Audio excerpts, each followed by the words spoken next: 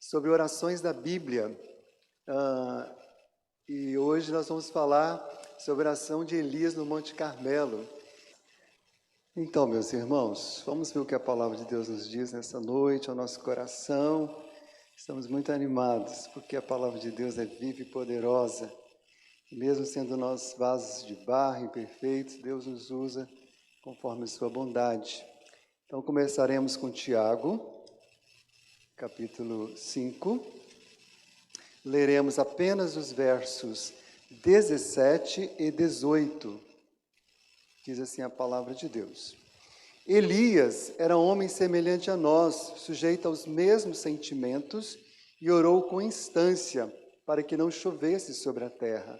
E por 3 anos e 6 meses não choveu. E orou de novo, e o céu deu chuva, e a terra fez germinar seus frutos. Então aqui Tiago está falando de Elias, da experiência de oração dele, e esse texto se refere a um outro texto que está em 1 Reis, capítulo 18.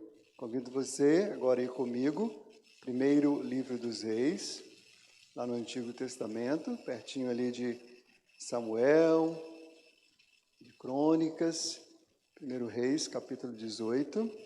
Não leremos todo o capítulo, porque a história é grande, o texto é muito grande, e espero que você possa ler em casa depois, com mais tranquilidade, todo o texto.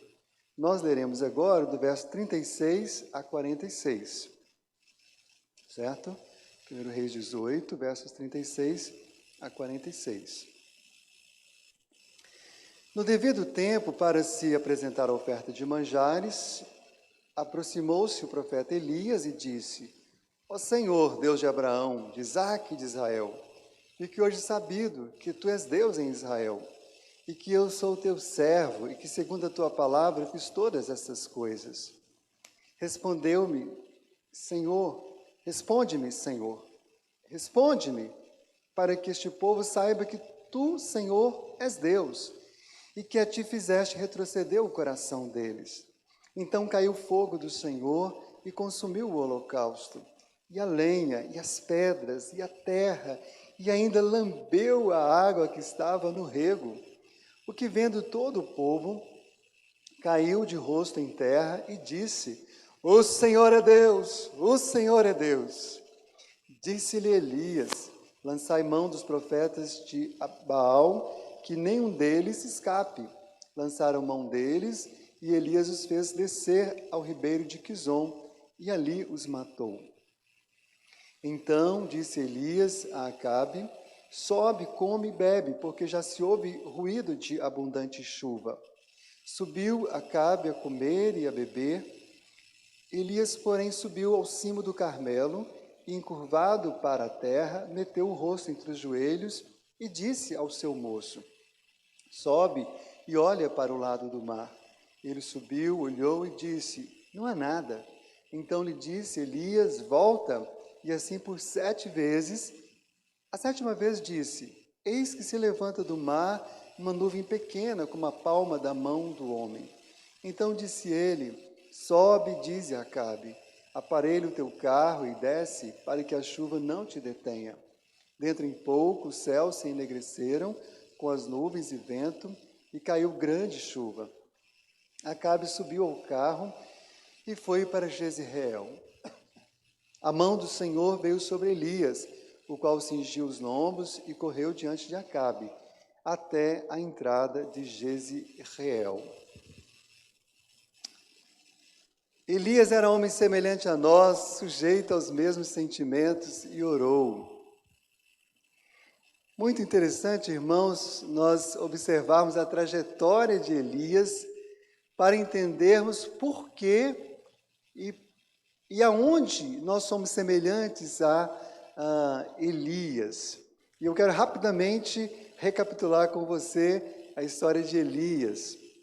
Logo no início do reinado de Acabe, Elias aparece e profetiza a ele, dizendo que não iria chover. Imagina só, o presidente toma posse e a primeira notícia do ano para o seu mandato é de que vai ficar 3 anos sem chover. E lá Elias vai dar essa terrível nova, essa terrível notícia. Ele já começa o seu ministério dessa forma. E continua Elias com experiências muito interessantes. A gente vai ver que Elias está sempre se movimentando, guiado pelo Espírito de Deus. Isso é uma característica da vida do Elias. Ele sobe, ele desce, ele vai de uma cidade, de uma nação, e a reis e a pessoas conduzidos pelo Senhor. Mas nesse tempo de seca, ele também sofre, ele é alimentado por corvos, né? Uma experiência bem diferente. Ser alimentado por aves de rapina. Elias, depois dessa experiência de ser alimentado por corvos, ele recebe direção de Deus, vai para a casa de uma viúva, sem ser convidado por ela. Imagina, a viúva já não tinha mais muito o que comer, situação difícil, o marido já havia morrido, e ele chega ali, sem ser convidado. Mas ali ele ora e Deus multiplica o azeite e a farinha daquela viúva, né? Os milagres acompanham a vida de Elias o tempo inteiro, né? Ali tem a experiência da morte do filho da viúva, e ele ora, ele abençoa, e aquele menino é ressuscitado entre os mortos, né?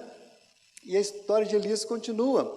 Tem o encontro de Elias com Obadias, que está aí também, que precede esse texto que eu acabei de ler, no capítulo 18, que é um encontro muito franco, né, muito até cômico, porque Elias encontra com Obadias diz assim, olha, o rei quer te ver. E ele fala, não, fala com ele que eu vou lá ver. E ele fala assim, olha, mas de repente você não vai e o rei vai acabar me matando. E eu não vou. E fica aquela conversa ali, até que, não, eu te garanto que eu vou. E Elias vai até ao rei Acabe. Não apresenta-se ao rei Acabe, e aí afirma Elias que Deus vai mandar chuva de novo.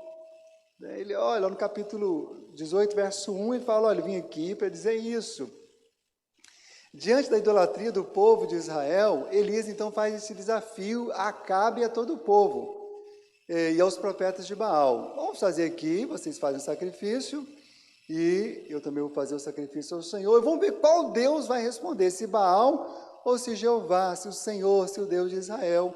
Depois a gente vai voltar mais a esse ponto. E Deus responde com fogo, conforme nós já vimos aí.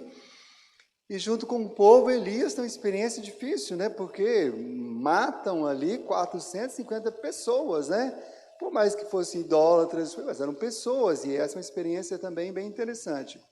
Elias ora a Deus e a chuva cai novamente, depois de 3 anos e meio. Então a gente vai vendo coisas, detalhes muito interessantes. Elias foge depois dessa experiência para o deserto de Berseba, né? E lá no deserto ele fica debaixo de um zimbro e ele dorme, e o anjo acorda e fala, rapaz, come o quê? E de repente Elias vê que o anjo parece que era cozinheiro, porque tinha lá um pão assado sobre brasas e água fresca, e ele se alimenta, dorme de novo, e o anjo fala assim, rapaz, acorda, come mais, porque você não vai ficar aqui não. E diz a Bíblia que Elias, depois de comer de novo, levanta e anda 40 dias e 40 noites, sustentado por aquela comida. Isso que era uma comida de substância, né? Ungida ali pelo anjo do Senhor naquele momento. Mas depois de um tempo, Elias se mete numa caverna, onde ele ouve a voz de Deus ordenando, sai da caverna, põe-se no monte, e Elias sente aquele vento forte, tempestuoso, e fala, Deus vai falar agora, Deus está aqui, e nada. Depois Elias sente o tremor da terra, e Elias não vê mais nada de Deus. Depois vem ali um fogo, ou melhor, o fogo vem antes, depois do terremoto, enfim, até que vem um cicio, né, um barulho gostoso, quase silencioso, e aí Deus se manifesta ali a Elias, na entrada daquela caverna. Deus conversa com Elias e recebe a boa notícia, né, no caso Elias, de que Deus havia preservado 7.000 homens fiéis que não haviam se dobrado diante de Baal.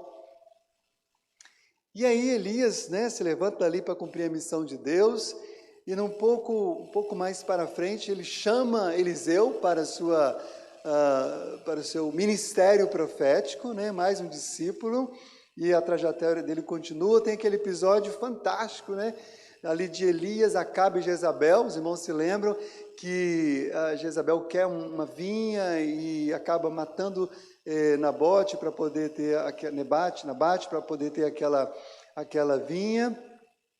E Elias vai lá e profetiza contra Jezabel e fala, olha, você vai morrer, os cães vão comer a sua carne, isso vai se cumprir bem depois, mas é uma palavra profética que se cumpre contra aquela mulher idólatra, perversa, maligna.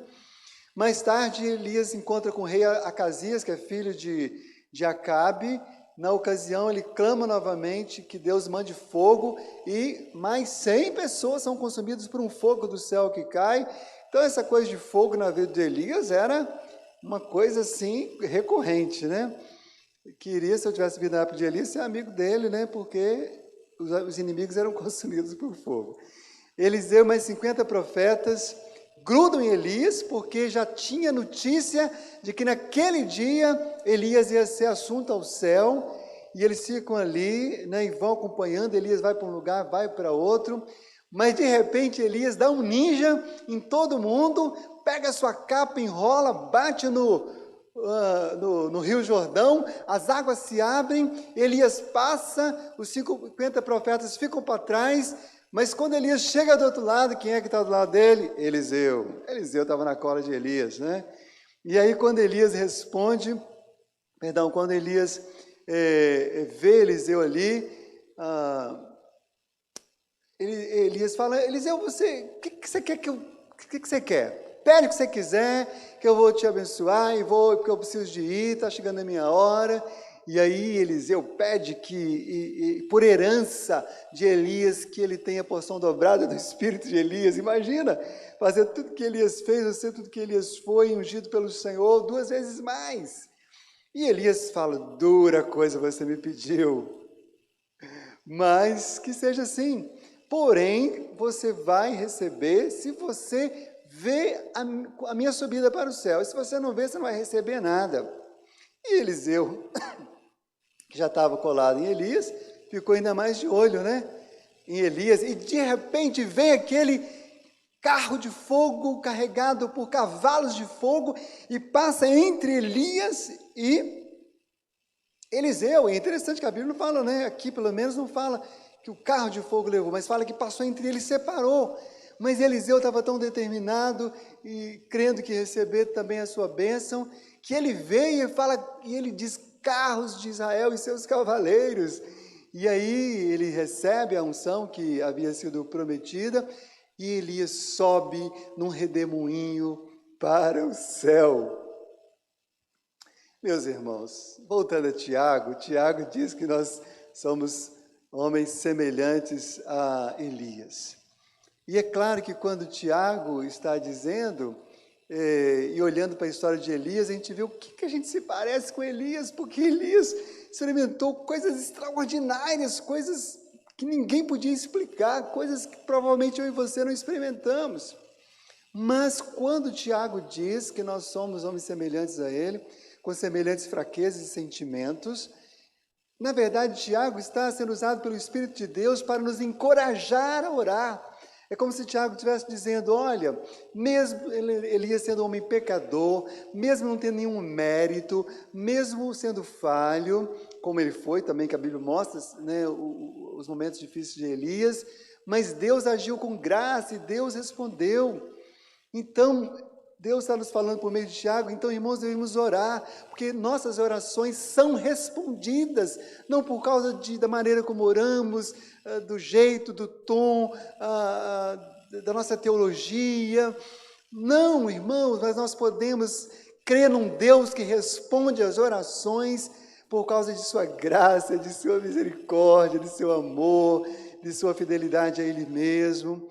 E eu queria então pensar com os irmãos nessa oração de Elias no Monte Carmelo, sobre 3 lições importantíssimas sobre esse momento, pensando nesse tema geral, Deus responde às orações.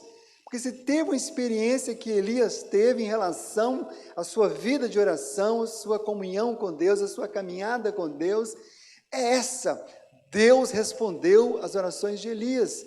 Não somente essas do Monte Carmelo, mas as demais, e isso nos traz lições muito importantes.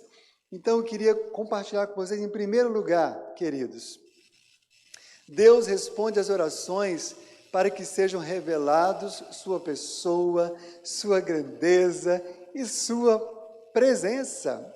Quando Elias clama a Deus, ele começa a clamar ao Deus de Abraão, ao Deus de Isaac, ao Deus de Israel. E ele fala: Senhor, responde-me, para que seja sabido que tu és Deus em Israel. Eram milhões de israelitas, mas irmãos, se lembram que só tinham 7.000 fiéis, ou seja, todos os demais milhões e milhões e milhões já não criam mais no Deus de Israel, não conseguia perceber a presença de Deus, não conseguia perceber a graça de Deus, a grandeza de Deus, o poder de Deus. E aí ele fala para que as pessoas vejam que o Senhor é Deus. Irmãos, nós devemos sempre orar nessa intenção maior, nesse desejo maior, nessa compreensão maior, de que se Deus vai responder, Ele tem um interesse maior, que é revelar-se, não somente a nós que já o conhecemos, mas a quem está perto de nós, aos nossos familiares, aos nossos amigos, à nossa cidade, ao nosso país e ao mundo. E nós vemos isso claramente aqui dos versos 37 aos versos 39, porque no verso 37 ele diz de novo: responde-me, Senhor, responde-me, para que este povo saiba que tu, Senhor, és Deus.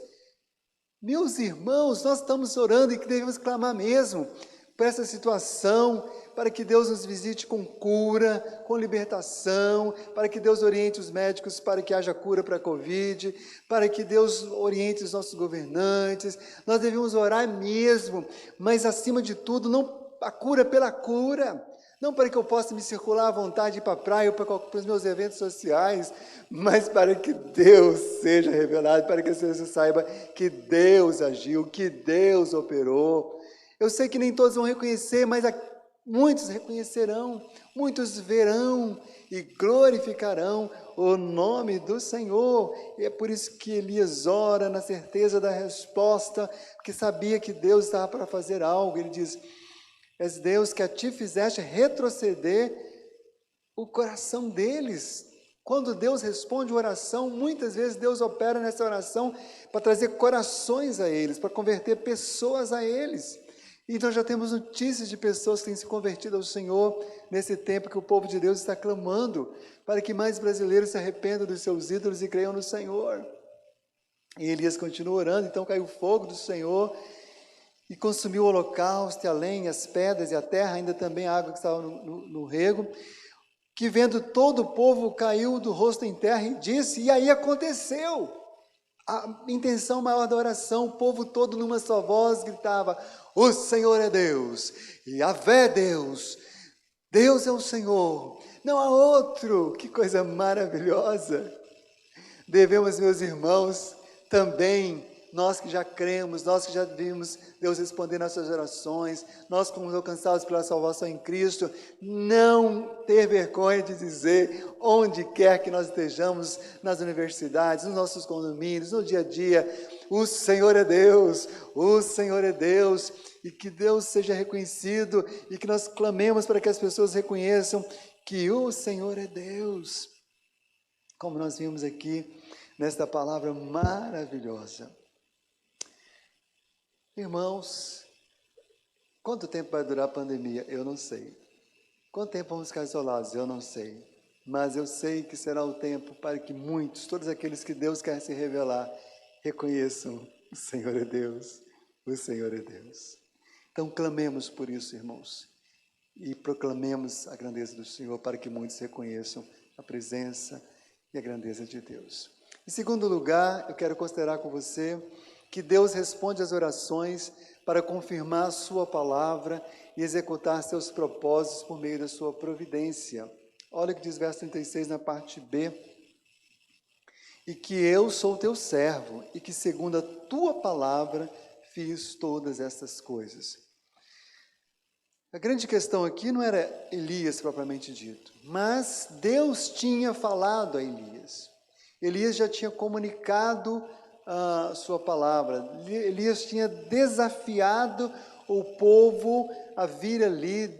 Elias tinha falado assim com Acabe: reúne todo o povo de Israel, tantos quanto puderem vir. Não sabemos quantos tinham ali, mas deviam ter milhares e milhares e milhares de pessoas ali. E havia também os profetas de Baal, daquele ídolo, daquele demônio, daquele Deus com letra minúscula, mas que muitos adoravam, muitos prestavam culto, com atitudes completamente contrárias ao bom senso, à santidade de Deus e aquilo que realmente abençoa. E aí Deus tinha empenhado a sua palavra ali, e ele diz, então, segundo a tua palavra, fiz todas essas coisas. Irmãos, Deus tem propósitos que Ele determinou antes da fundação do mundo. Tem planos que Ele já estabeleceu pelos seus decretos eternos. Mas no desenrolar da história, a sua providência vai executando os seus planos. E a Bíblia diz que muito da sua providência é cumprida em resposta à oração do seu povo.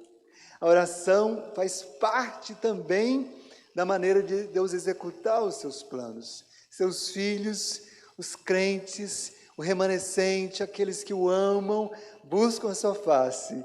E Ele opera com graça, com poder, com maravilhas, executando os seus propósitos eternos. Queridos, isso é maravilhoso. Nós, mesmo sendo tão pequenos, tão falhos, podemos ser instrumentos de Deus, cooperar com Deus, discernir a voz de Deus. E Elias foi um homem que discerniu muito a voz de Deus e que estava sempre em sintonia com os propósitos de Deus. Claro que teve os momentos também de dor, de fraqueza emocional, física, quem sabe até espiritual, mas o fato é que, mesmo quando ele estava ali, ele rendeu-se à voz de Deus, foi movido pela graça de Deus, pelo poder de Deus, e Elias cumpriu os propósitos de Deus. É muito importante, meus irmãos, que a gente sempre ore em sintonia com a vontade de Deus. Por isso que João escrevendo a sua primeira carta, ele vai dizer sobre isso, sobre orar segundo a vontade de Deus. Fala que Deus responde sim às nossas orações, porque homens e mulheres que estão em sintonia com Deus não oram contra a vontade de Deus, já oram de acordo com a vontade de Deus, cumprindo os propósitos eternos de Deus. Então, quem sabe alguma coisa que você não entendeu, que você não está entendendo, uma resposta que você não entendeu, mas saiba que Deus está cumprindo os seus propósitos, que Ele responde às orações para confirmar a sua palavra, executar seus propósitos. Tudo que oramos de acordo com a palavra de Deus, Deus responde. Porque Ele é fiel à sua palavra, às suas promessas, não promessas das suas mentes de falsos profetas, de falsos pastores, mas promessas verdadeiras registradas nas Escrituras Sagradas e que são também para mim e para você. Deus não promete que nenhum cristão não vai morrer de Covid. Pastores têm morrido de Covid-19. Mas Deus promete guardar, consolar, fortalecer. Deus promete cuidar. Deus promete também curar muitos. Deus promete também livrar muitos. Como Deus já está livrando, louvado seja o nome dEle. Eu estou aqui, você está aqui. E nós já temos sido livres de tantas outras enfermidades, por sua bondade, por sua graça. Bendito seja o nome do Senhor. Mas em terceiro lugar, meus irmãos, quero considerar com você que Deus responde às orações do jeito certo, no tempo certo. Mas nem sempre a resposta e o tempo são agradáveis aos homens. No verso 10, nós vimos que depois de Deus responder a oração, o resultado foi que os profetas de Baal morreram, foram assassinados, foram punidos com a morte. E não foi nada agradável para eles, né?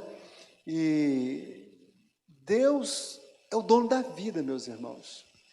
A morte, na verdade, está debaixo do domínio de Deus.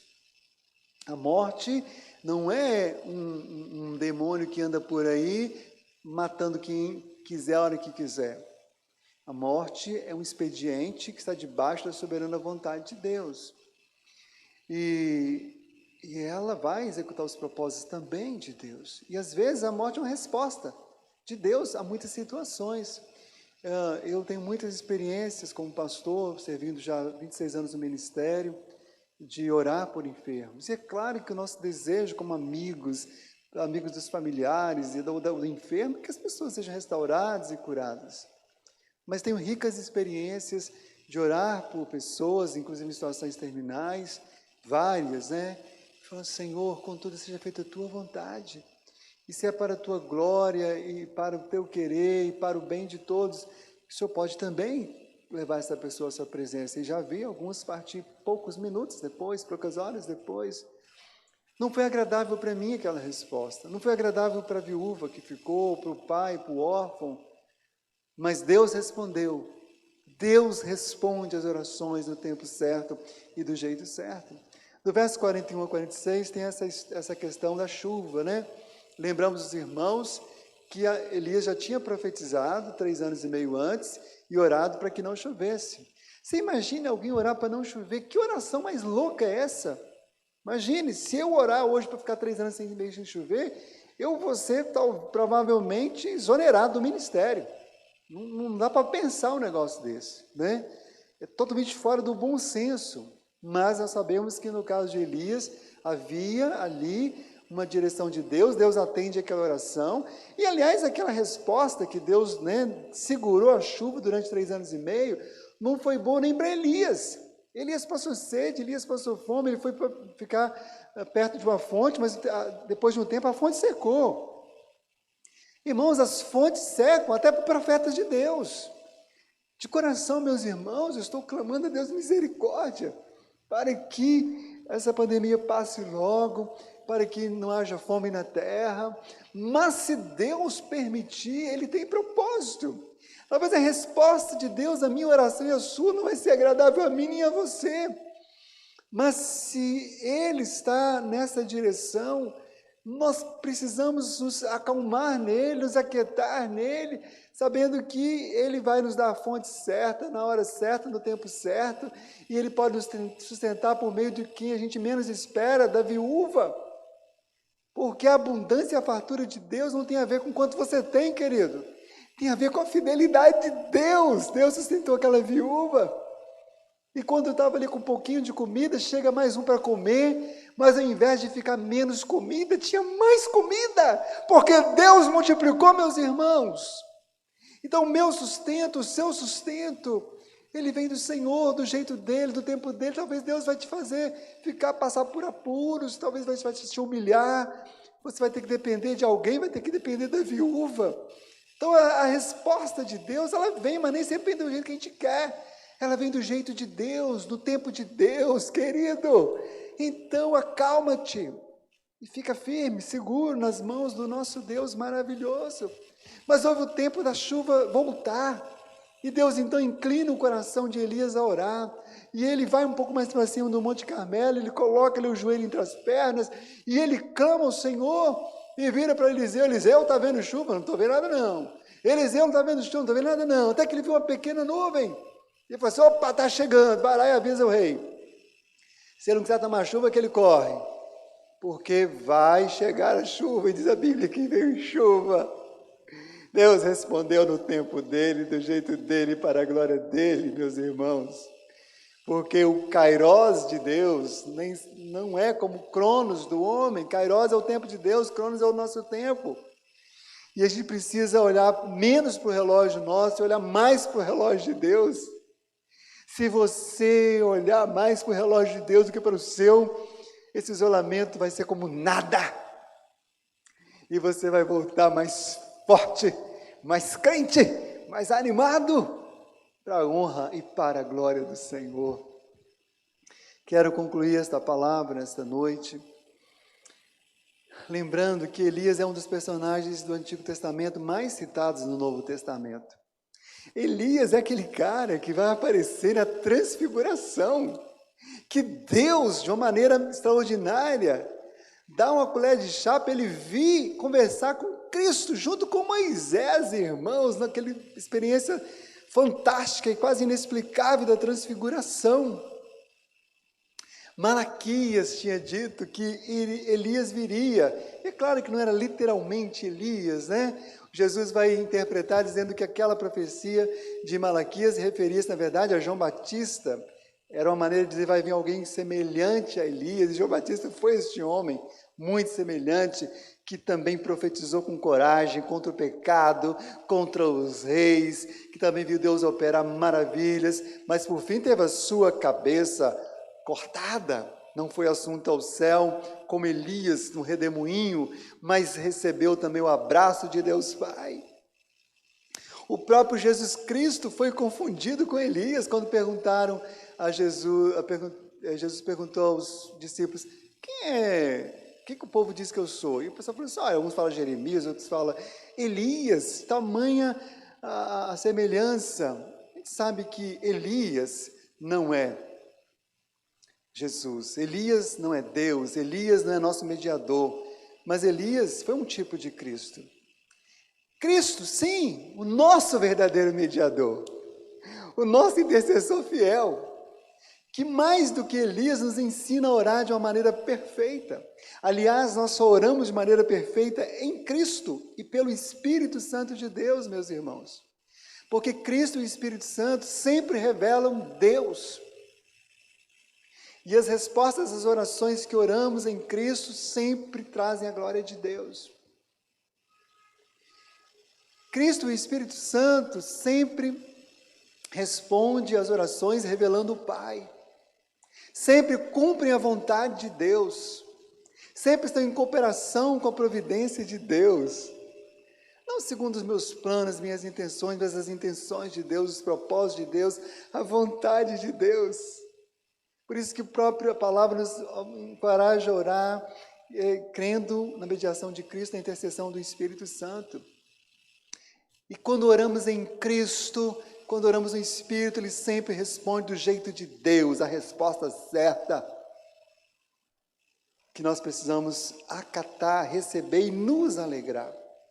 Por isso que o Senhor Jesus disse, e tudo quanto pedirdes em meu nome, isso farei, a fim de que o Pai seja glorificado no Filho. Sim, tudo que você pedir para revelar Deus Pai. Tudo que você pedir, de acordo com a providência de Deus Pai, tudo que você pedir será respondido do jeito certo, na hora certa, por Deus Pai. E é nessa confiança que nós queremos, nessa noite, orar.